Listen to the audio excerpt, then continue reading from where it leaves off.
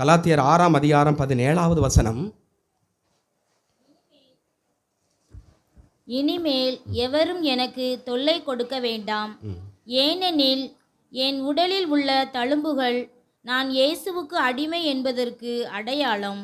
என் உடலில் உள்ள தழும்புகள் நான் இயேசுவுக்கு அடிமை என்பதற்கு அடையாளம். அடிமை சந்தை, மனித அடிமை சந்தைகள் இயேசு வாழ்ந்த காலத்தில் இருந்துச்சு. இப்போ நம்ம இதில் கிடையாது. இப்போ நம்ம இதில் சந்தைகள் இருக்குல்ல, என்ன சந்தைகள்லாம் இருக்குது?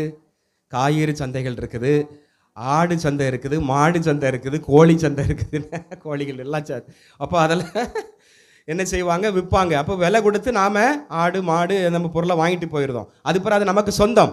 அதே போல் மனித சந்தைகள், போர்களிலே பிடிக்கப்பட்டவர்கள், நாடு கடத்தப்பட்டவர்கள், இவங்களெல்லாம் அடிமை சந்தையில், மனித சந்தையில் கொண்டு வச்சிருவாங்க.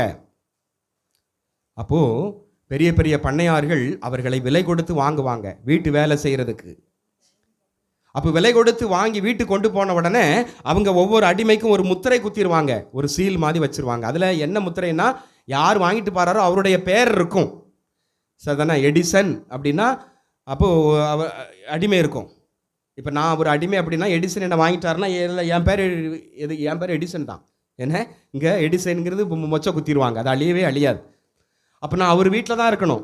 என்னை யார் வாங்கினாரோ அந்த பண்ணையார், அந்த முதலாளி வீட்டில் அவர் என்ன வேலை சொல்கிறாரோ அதை தான் செஞ்சுக்கிட்டு இருக்கணும். அதே போல் பவுலடியார் யாருக்கு அடிமையாக இருக்கிறாரு? இயேசுவுக்கு அடிமையாக இருக்கிறார். இயேசு அவரை விலை கொடுத்து வாங்கி இருக்கிறார். நாம் யாருக்கு அடிமையாக இருக்கணும்? இயேசுவுக்கு மட்டும்தான் அடிமையாக இருக்கணும். இந்த உலகத்தில் உள்ள மனிதர்களுக்கு யாருக்கும் அடிமைகளாக இருக்கக்கூடாது. எந்த மேல் அதிகாரிகளுக்கும் அடிமையாக இருக்கக்கூடாது. கணவன் மனைவிக்கு அடிமையாக இருக்கக்கூடாது. மனைவி கணவனுக்கு அடிமையாக இருக்கக்கூடாது. இந்த உலகத்தில் அடிமைங்கிறதே இல்லை, எல்லாரும் சமம். அதனால தான் கடவுள் படைப்பின் தொடக்கத்திலேயே சமமாக படைத்தார், ஆணும் பெண்ணும் சமமாக படைத்தார். ஆனால் இன்னைக்கு இன்னும் அடிமை இருக்குது. ஏழைகள் கஷ்டப்படுகிறவங்களை அப்படி அடிமை போல வச்சு நாம் வேலை செஞ்சுட்டு இருக்கிறோம். தேவையில்லை, ஆண்டவருக்கு அடிமையாக இருக்க வேண்டும். ஆண்டவருடைய நற்செய்தி பணியை செய்வதிலே நீ ஆண்டவருக்கு அடிமை. அந்த வேலையை மட்டும்தான் நாம் செய்யணும். அதுதான் கிறிஸ்தவள் அழைக்கப்பட்டிருக்கிறோம். நம்மளால் முடிஞ்ச அளவுக்கு கிறிஸ்தவ மதிப்பீடுகளை, இறையாட்சி பண்புகளை நாம் வேலை செய்கிற இடத்துல அன்பு, பண்பு, நீதி, சமத்துவம் இதை விதைச்சாலே அதுவே ஒரு பெரிய நற்செய்தி பணி. நம்ம தூக்கிட்டு போய் ஊர் அலைய வேண்டாம். அப்படி தானே?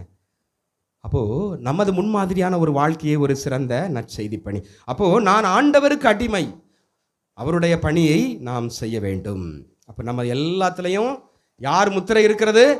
ஜீசஸ், இயேசுவினுடைய முத்திரை குத்தப்பட்டிருக்கிறது.